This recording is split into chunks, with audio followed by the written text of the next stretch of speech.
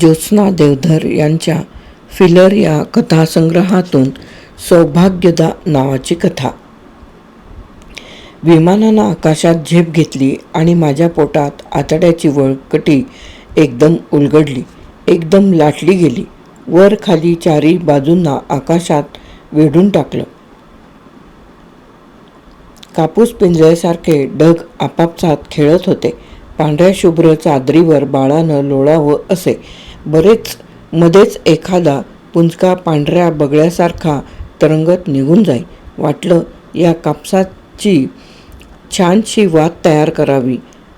आई निरांजनासाठी मोठी सुबक वात वळायची. हळदीचा हात लावून घट्ट वळलेली वात, चांदीचं निरांजन आणि पेटत्या काडीला आपल्या गुलाबी हाताचा आडोसा धरणारी माझी चित्रासारखी आई. ती सावळी तुळस, शेणानं सारवलेलं अंगण, त्यावर गोपन स्वस्तिक कासव काढलेलं. विमान आणखी उंचावर गेलं. पोटात वळकटी उलगडली गेली.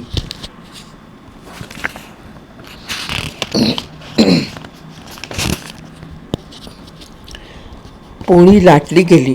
खाली दिसणारे हिरवेगार गालीचे, सोंगट्यासारखी दिसणारी घरं, बाहुल्यांसारखी माणसं, सर्पाकार दिसणारी नदी, सगळं ढगांच्या जाड पांढऱ्या पडद्याआड दडून गेलं होतं. विमान भराऱ्या मारत होतं. मी अमेरिकेला निघाले होते. अमेरिका कशी असेल? खूप मोठी, छान, सुरेख, रंगलेली, दंगलेली, मोठाल्या इमारतींनी अंगावर झेपावणारी, समुद्र, डोंगर, दऱ्या, नद्या, झरे असणारी, वैभवात लोळणारी, चंद्राकडे झेपावणारी. निघताना आईला म्हणाले होते, आई, खरं तर तूच जायला हवं अमेरिकेला. सगळी पुण्याई, कर्तृत्व तुझं. कशाला गं दुर्गे? वर्षानं तुम्हा नवरा बायकोची भेट होणार. मी म्हातारी कशाला तिथे? आई हसत हसत म्हणाली, आई, आमची पहिली भेट तूच घालून दिलीस. ते दिवस वेगळेच होते. साधत गेलं, यश आलं म्हणून आज सुखानं बोलतो आहोत. आई कितीतरी वर्ष मागं गेली होती. लहानशी गोष्ट पुरते तिला की आई गेलीच गोव्यात. आई आणि दुर्गे, या तुझ्या छबकडीला, माझ्या नातीला कोण सांभाळील? तिची शाळा बुडता कामा नये हो. शिक्षणाचं आईला भारी वेळ. ज्यानं त्यानं शिकलं पाहिजे हा तिचा हट्ट असतो. मला शाळेला घातली. कॉलेजमध्ये सुद्धा गेले मी. आईच्या जिद्दीमुळे शिक्षण झालं. नाहीतर शिक्षण सोडाच, काहीच झालं नसतं. गोव्यातल्या एखाद्या देवळात देवदासी होऊन देऊळ झाडत बसले असते. समया लावत राहिले असते. दुर्गे, अमेरिकेत बैलगाडी असेल का गं? छे गं, तिथं कुठं आली आहे बैलगाडी? अगं बाई हो, आधी बोलली असतीस तर एक बैलगाडी, त्याला जोडलेले 2 पुष्ट बैल, गाडी चालवणारा शेतकरी दादा करून दिलं असतं तुला. तिथं चांगली खपली असती आपली बैलगाडी. आई, तू विलक्षण कल्पक आहेस, मी अभिमानानं म्हणाले. आई हसली. आईचं ते खास हसू होतं. का गं हसलीस? मी विचारलं. दुर्गे, प्रत्येक माणसाला 8-15 दिवस उपास घडावा, पोट पाठीला चिकटावं, मग बघ कल्पनाशक्ती कशी तल्लख होते ती. समोर दिसलेला धोंडासुद्धा खाता येईल असं मनापासून वाटत असतं. आपण निदान बैलगाडीचं चित्र तरी न्यायला हवं होतं. बैलगाडीत माझ्या कितीतरी आठवणी गुंतल्या आहेत. हजारो लाखो आठवणी. पण त्या सगळ्या आठवणी तळाशी जातात आणि एकच एक आठवण उसळी मारून वर येते. या विमानासारखी. विमानात आणि आकाश आणि ढग, या ढगात दिसणाऱ्या कित्येक आकृती, कितीतरी आकार, कधी उंट, कधी हत्ती, कधी म्हातारी, तर कधी सांताक्लॉज. पण बैलगाडीत दिसते एकच आकृती, चांदीची मूठ असलेली काळीभोर शिसवीची काठी, काठीला कुरवाळणारी अंगठ्या घातलेली मजबूत बोटं, जाड भाकरीसारखा तळवा, सोन्याचा दात. उपाशी पोटी मला तेवढंच दिसत होतं. हाताची ती जाड भाकरी खाता येईल, त्या अंगठ्या, तो दात विकून भात आणता येईल, ती काठी जाळून चूल पेटवता येईल. तुटक्या बाहुलीचं हाती आलेलंच अंग दिसावं तशी त्या माणसाची एवढीच अंग मला दिसत होती. पण आईला ती आकृती सबंध दिसत होती. जेव्हा शृंगारलेला धष्टपुष्ट बैल असलेला गाडीतून ती उंचीपुरी आकृती उतरली होती, तेव्हा आई चवळीच्या शेंगेसारखी अंगभर थरारली होती. विजत्या निरांजनातल्या वातीसारखी तेवता थेंब झाली होती. मी माझ्या कोवळ्या डोळ्यांनी त्या माणसाकडे पाहत होते. आवडला होता तो मला. छान, सुरेख, तुकतुकीत, उंचापुरा, गोरा गोरा, डोळ्यांवर सोनेरी काडीचा चष्मा, पिळदार मिशा, भारलेला तृप्त चेहरा, असं सगळीकडून भरलेलं, आखंठ रिचलेलं मी कित्येक दिवसात काही पाहिलंच नव्हतं. सगळं उणं, रिकामं, नकारात्मक, वखवकलेलं अनुभवित होते. हे आगळं दर्शन मोठं लोभच होतं, आकर्षक होतं. हिरवंगार शेत बघावं असं प्रसन्न होतं.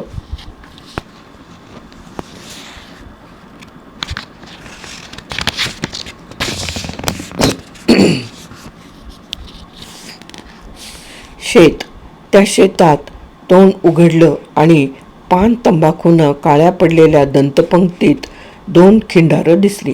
कावळ्यांचा थवा डोक्यावरून कावकाव करत गेल्यासारखं वाटलं मला. उपाशी पोटी उकिरड्यावर खरकटं अमंगळ खाणारे कावळे. काय ठरलं मग? एक अत्यंत गुळगुळीत बुळबुळीत लडबडलेला आवाज कानी आला.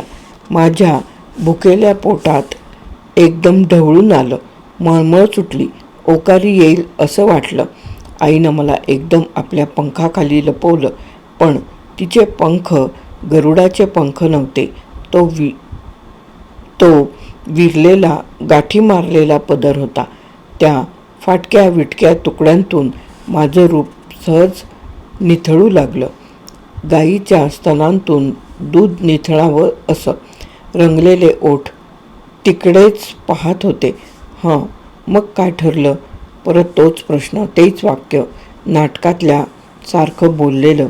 आईच्या अंगात बोलायचं त्राण नव्हतं. उपाशी पोटी ती पार खंगून गेली होती. तिनं फक्त मान हलवली. असं म्हणून त्या बैलगाडीनं आमच्या सोप्यावर बैठक मारली. मी त्या माणसाचं नाव बैलगाडीच ठेवलं. त्यावेळीही मला खुदकन हसू आलं होतं. त्या दरिद्री वातावरणात ती वैभवाकृती मोठी विचित्र दिसत होती. ठीक आहे, राहू देत, तुझी मर्जी. आम्हाला जेवायला घालायला तर हरकत नाही ना? तुझ्या यजमानाचा दोस्त मी, तेवढा अधिकार आहेच की आमचा. आहे तर जरूर आहे. पण माझ्या घरात दाणा नाही, मीठ मिरची नाही, मासळी नाही, असंच ना? आम्हाला माहीत आहे.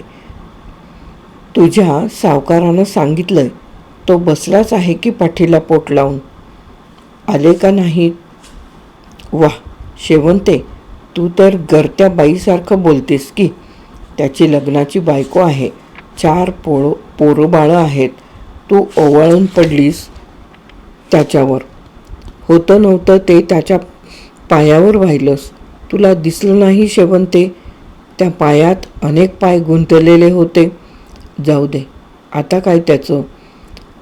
तुझं झालं गेलं सगळं.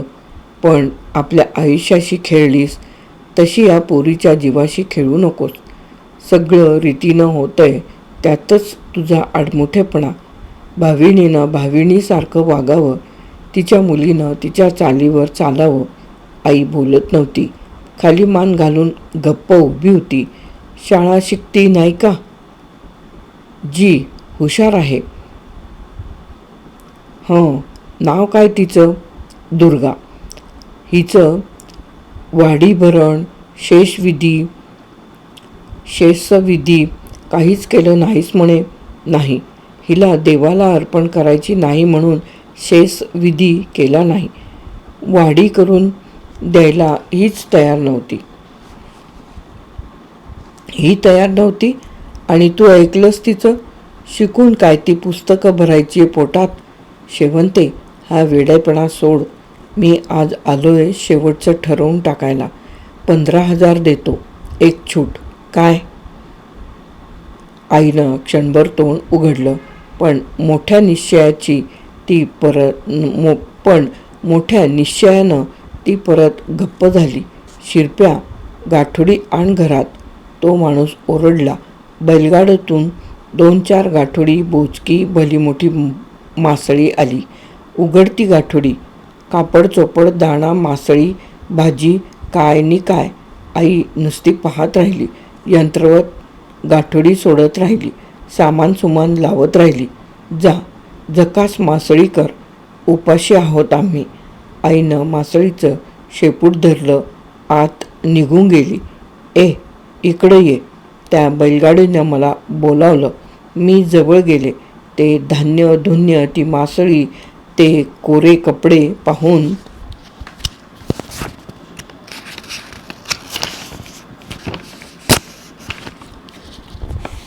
माझ्या डोक्यावरचे कावळे केव्हाच उडून गेले होते.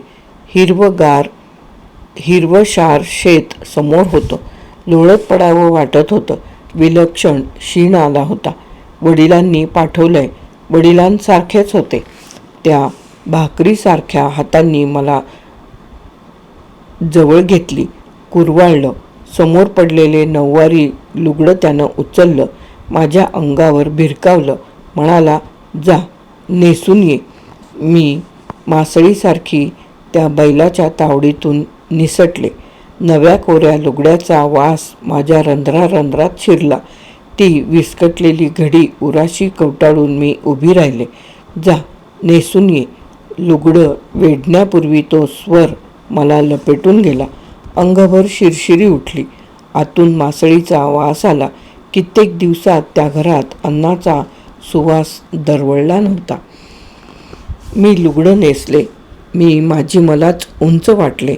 भरलेली, मोहरलेली, डवरलेली वाटले. 13व्या वर्षीच सोडावं लागलं मला. जा, देवाला नमस्कार कर.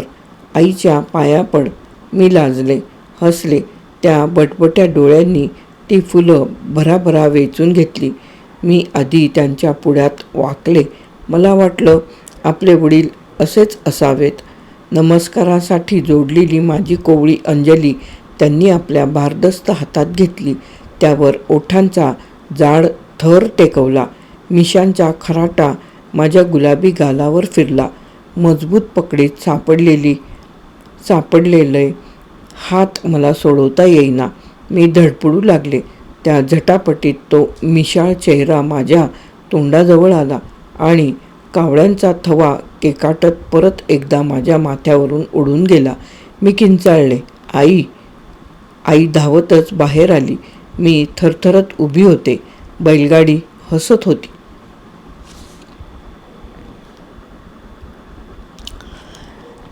काय झालं गं? काही नाही.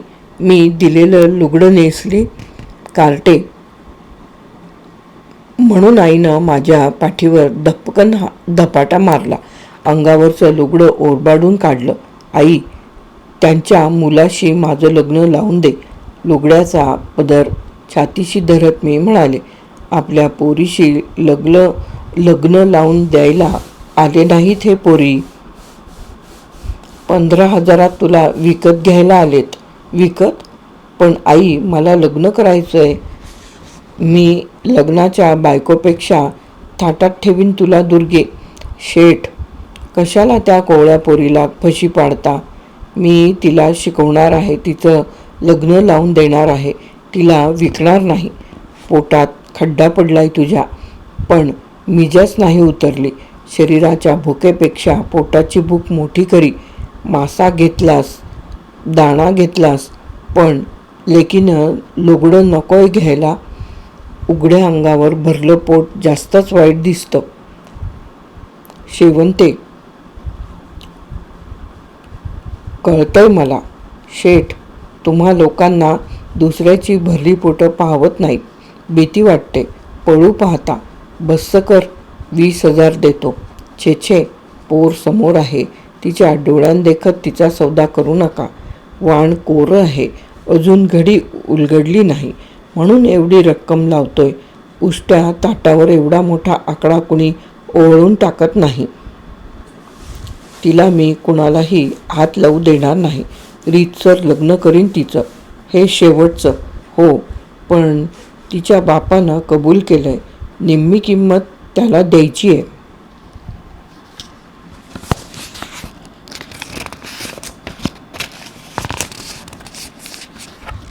असं सौदा आधीच ठरला होय? मला न विचारता? आईचा आवाज इतका चढलेला मी कधी ऐकला नव्हता. इतकी चिडलेली मी तिला यापूर्वी पाहिली नव्हती. पण तिला बिचारीला धड रागावताही आलं नाही. बोलता बोलता रडू लागली. हे बघ शेवंते, इथं रडारड पाहायला मी आलो नाही. एक हट्ट सोडलास तर सोन्याचा घास खाशील. मरण्यापूर्वी तुझ्या यजमानाला 4 सुखाचे दिवस दिसतील. बैलगाडी बोलली. शेठ, सोन्याचा घास खूप वर्ष खाल्ला. मालकांना सुखाचे दिवस दिसावेत म्हणून सगळं उधळून लावलं. नव्हतं नशिबी. शांता दुर्गेची इच्छा. सगळ्या मूर्खांचा बाजार. शेठ चिडून गेले आणि एकदम सगळं दृश्य पालटलं. बैलगाडी रिटी झाली होती. ती परत भरली. धान्य, कापड, चोपड, शिजवलेला स्वयंपाक, त्याबरोबर घरातील 4 भांडी पण गेली. बैलांच्या टाचांखाली कालवणाचा, भाताचा दरवळलेला वास मातीत मिसळला. पुरुषभर धुरोळा उडाला. बैलगाडी निघून गेली. आई, भूक लागली ग. मी आईच्या गळ्यात पडून टाहो फोडला. दुर्गे, मरता आलं तर आत्ता या क्षणीच मरून जा. भूक कधीच संपत नाही, कधीच विझत नाही, आई म्हणाली आणि तिनं स्वतःला धरणीवर घालून घेतलं. जमिनीनं आम्हा मायलेकींचे अश्रू भराभरा पिऊन टाकले. आमच्या घरची जमीनसुद्धा उपाशी तापाशी होती. त्या दिवसानंतर आई पार बदलून गेली. ज्यानं त्यानं 1000 वेळा सांगूनही तिनं आपला दागदागिना, पैसा अडका वडिलांच्या सेवेला अर्पण केला होता. लग्नच झालं नव्हतं, पण तिची निष्ठा, तिचं पावित्र्य, तिचा त्याग सती सावित्रीच्या तोडीचा होता. सगळा पैसा घालून, आईला भिकेला लावून वडील नामानिराळे झाले होते. आता माझ्यावर पैसा उभा करू पाहत होते. आईला विलक्षण मनस्ताप झाला. वडिलांच्या या करणीनं ती आपल्या लेकीसाठी परत जिद्दीनं, हिमतीनं उभी राहिली. अर्ध आयुष्य आपल्या यजमानाच्या सुखासाठी वेचलं. उरलं आयुष्य लेकीसाठी कारणी लावायचं तिनं ठरवलं. चंदनासारखं झिजवावं म्हणतात ते असंच असेल. चंदनासारखं झिजावं म्हणतात ते असंच असेल, हेच असेल. घरातल्या 4 चिंध्या गोळा करून तिनं बाहुल्या तयार करायला सुरुवात केली. 2 आणे 4 आणे मिळतं ते कडोसरीला लावून मला वाढवत होती. धुणं भांडी करत होती, शिवणटी पण करत होती. माझं शिक्षण सुटलं नाही. पोटाला कमी, पण शिक्षणात काटकसर नाही. माझी कुमुद मावशी मुंबईला होती. चांगल्यापैकी गाणारी म्हणून ओळखली जात होती. एका शेठजवळ राहत होती. सुखात होती. आईनं तिला लिहिलं, मुंबईला येते, माझ्यासाठी 2 खोल्या पहा. आपल्या लहानशा पेडणं गावाबाहेर न पडलेली आई मुंबईला निघाली होती. आपल्या लेकीला या वातावरणापासून दूर न्यायची, या समाजव्यवस्थेतून बाहेर काढायची, एवढाच ध्यास तिनं घेतला होता. जाता जाता तिनं आणखी एक गोष्ट केली. आमच्या शेजारीच असलेल्या कोळशाच्या वखारीत काम करून शिक्षण घेत असलेल्या ब्राह्मण तरुणाला, अनंताला सांगून निघाली होती, तू चांगल्या कुलशिलाचा ब्राह्मणाचा मुलगा, पण तुला मायेचं कुणी नाही. गरज लागली वाटलं तर मुंबईला ये. आईनं त्याला आपला पत्ता दिला.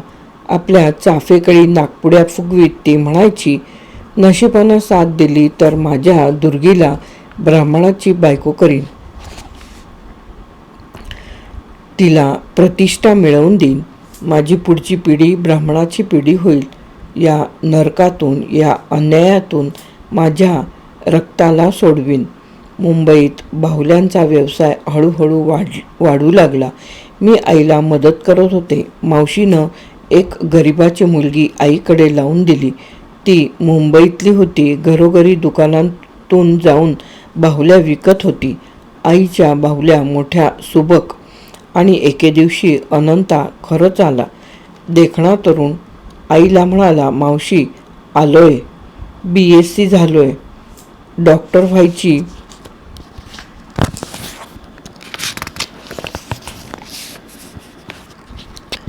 फार इच्छा आहे. हवे ते कष्ट करीन. मला मुंबईत शिकायचं आहे. अनंताची मदत होऊ लागली. आमच्या बाहुल्या प्रत्येक दुकानात दिसू लागल्या. अनंता मेडिकल कॉलेजमध्ये शिकू लागला. मावशी तुमचे उपकार कसे फेडू, तो म्हणायचा. माझ्या दुर्गाशी लग्न कर. तिला प्रतिष्ठा मानसन्मान दे. आईने बोलून टाकलंच शेवटी. तुमची दुर्गा फार सुंदर आहे. नक्षत्रासारखी आहे. आहे रूपाची देणगीच असते आम्हाला. आमची अपूर्वाई नाही वाटत त्याची. तुमची दुर्गा फारच सुंदर आहे. नक्षत्रासारखी आहे. आहे रूपाची देणगीच असते आम्हाला. त्याची अपूर्वाई नाही वाटत. मी करीन लग्न तिच्याशी. आईनं माझ्या लग्नाचा धडाका उडवून दिला. कित्येकांनी कौतुक केलं अनंताचं. तर बरेच जण त्याला नावं ठेवून निघून गेले. अशी माझी आई. मीही जन्मदा माझी सौभाग्यदा. अनंता शिकला. स्वतःच्या हुशारीवर डॉक्टर झाला. स्कॉलरशिप मिळवून एका हार्ट स्पेशालिस्टच्या हाताखाली काम करायला अमेरिकेला गेला. तिथेही त्यानं लौकिक मिळवला. मला लिहिलं, तू ये. वर्ष झालं तुला भेटून. अजून 2 वर्ष तो तिथंच राहणार होता. मी अमेरिकेला निघाले. अनंतानं पैशाची सोय केली. त्यात आईनं स्वतःचे 4 पैसे घातले. म्हणाली, माझी लाडकी लेक गोव्याहून पुण्याला येताना आगगाडीत प्रथमच बसायला मिळालं म्हणून हरकली होती. आता विमानात बसताना तिचा आनंद या डोळ्यांनी पाहू दे. ज्या मुलीला घडवली तिला भराऱ्या मारताना पाहू दे. तू नशीब काढलंस. माझ्या कष्टांनी तुझ्या नशिबानं साथ दिली म्हणून दुर्गे तुला हे बक्षीस. आईनं आपलं संचित माझ्या हातात ठेवलं होतं. मी त्या छोट्याशा मखमली थैलीकडे पाहत राहिले. माझ्यासारखी भाग्यवती मीच.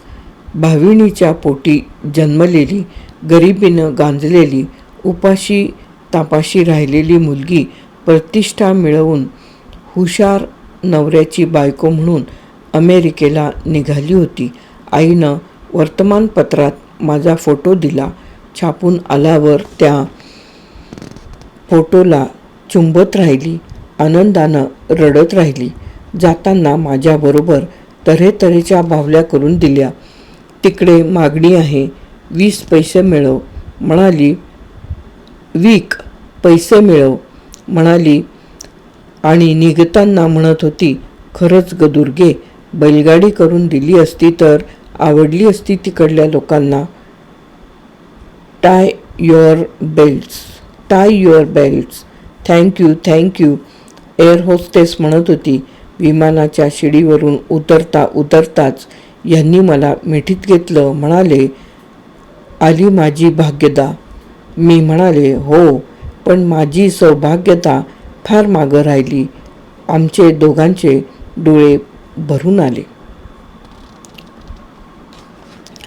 ज्योत्स्ना देवधर यांची सौभाग्यदा नावाची कहाणी येथे समाप्त. फिलर ज्योत्स्ना देवधर.